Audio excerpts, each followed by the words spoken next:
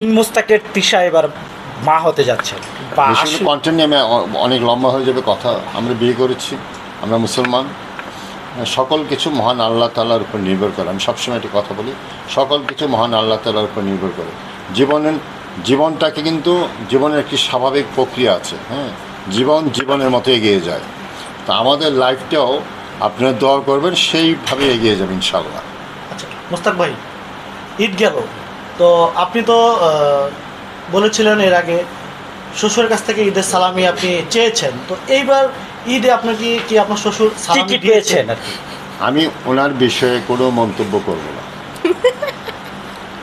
না, সালামি, ঈদের সালামি তো ছোট বড় সবাইকে সবাই আচ্ছা, দিতে পারে। আপনি তো সব কিছু নতুন কিছু সৃষ্টি করেন, সেটা আমরা শুরু থেকে যতদিন আপনাকে চিনি দেখি বা জাতীয় আপনার কাছ থেকে নতুন নতুন কোনো কিছু পাই, তাহলে এবার উল্টো হতে পারতো না, আপনি পাঠাইতে পারতেন না? না, আমি বললাম না, ওই বিষয়ে আমি কোনো মন্তব্য না না, আপনি পাঠাইতে পারতেন না, মানে এটাও একটা নতুন একটা কিছু ইয়ে করা। বিষয় হলো কি, দেখার দৃষ্টিভঙ্গি। আমি আপনাকে এটা গিফট করলাম, আপনি এটা কীভাবে নিলেন?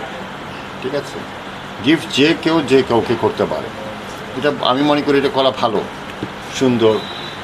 তো আমি যদি আশঙ্কা করি যে আমি একটা কিছু আপনাকে দিলে সেটার মানে বিপরীত মানে প্রতিক্রিয়া হবে, সেখান থেকে নীরব থাকা ভালো, নিবৃত থাকা ভালো। তাহলে খন্দকার মুস্তাক সাহেব এখন নীরব। বাবার জায়গায় কি কবি এখন নীরব হ্যাঁ, এই প্রশ্নে। এই বিষয়টা একটু ক্লিয়ার করেন মুস্তাক ভাই, যে আমরা যে সোশ্যাল মিডিয়ায় শুনতে পেয়েছি যে আপনারা খুব দ্রুত দ্রুত বাবা হতে যাচ্ছেন। মা হতে আমি যাচ্ছেন। বললাম তো ধরেন আমরা বিয়ে করেছি, হ্যাঁ, তো বিয়ের একটা স্বাভাবিক জীবনের প্রক্রিয়া আছে না, আমি তো স্বাভাবিক প্রক্রিয়ার বাইরে না। তো স্বাভাবিক প্রক্রিয়া মহান আল্লাহ তাআলা আমাদের যা লিখে রাখছে তাই হবে। আপনি দোয়া করবেন, তাই তো। মানে আমরা দোয়া করতেছি। দেশবাসীর সুখবরটা জানতে চাচ্ছেন। দেশবাসীর সুখবর যদি দোয়া করবে, সময় মতো পরিষ্কার হয়ে যাবে সব কিছু। না, পরবর্তীতে দেখা মানে যাবে সারপ্রাইজ হিসেবে রাখতে চাচ্ছেন, কাউকে জানাতে চাচ্ছেন না। বিষয়টা সারপ্রাইজের বিষয় না, বিষয়টা সারপ্রাইজের বিষয় না। আর আপনারা তো কন্টেন্ট খোঁজেন, রাইট, থাক না অনেক কিছু জীবনের কন্টেন্ট বাকি থাক। এখানে একটু যদি আপনি আজকে আমরা আসছি এখানে অ্যাকচুয়ালি আজকে বলেছি যে মহান মে দিবস। যারা আমাদের জীবনযাত্রাকে যারা সহজ করে, স্বাভাবিক রাখে, সেই শ্রমজীবী ভাইদের প্রতি শ্রদ্ধা এবং ভালোবাসা জানিয়ে তাদের পাশে দাঁড়ানোর জন্য আমরা এসেছি। এবং আমরা ওর মাঝে সীমাবদ্ধ থাকি।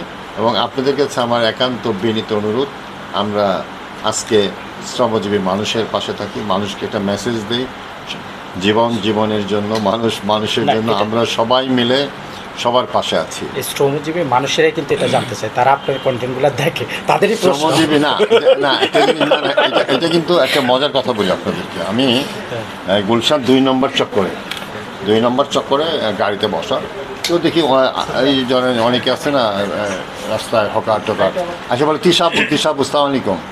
আমার নাম কম বলে, তিশাব আসসালামু আলাইকুম, ভালো বলে, আপনাকে লাইক দেই, কমেন্ট করি। হ্যাঁ, এটা ঠিক। সাধারণ মানুষ, বাংলাদেশের 5 কোটি মানুষের কাছে স্মার্টফোন।